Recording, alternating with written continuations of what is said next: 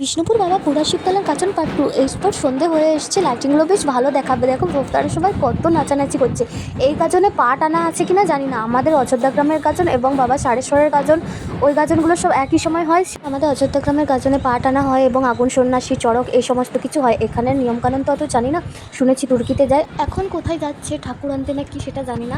তো দেখো এখন সন্ধ্যা হয়ে এসছে বলে লাইটিংগুলো দেখা যাচ্ছে। আর আমি সাদা জামা পরে এসেছি, পুরো কাদা হয়ে গেছে, একদম বিচ্ছিরি। আর জামাটা অনেকটা লম্বা ছিল, সেই কারণে শিব ঠাকুরটাও কিন্তু ঘুরছে। লাইটিংগুলো বেশ ভালোই করেছে। তারপর রসিকগঞ্জের এখানে ভক্তদেরকে জল ফল খাওয়ানো হবে, ওই জন্য লাইন দিয়ে সবাই বসে গেছে। এদিকে রাস্তা ব্লক করে দেওয়া হয়েছে। তো সামনে থেকে দেখছিলাম, ভিডিওটা অনেক বড় হয়ে যাবে বলে শেষ অবধি তুলিনি।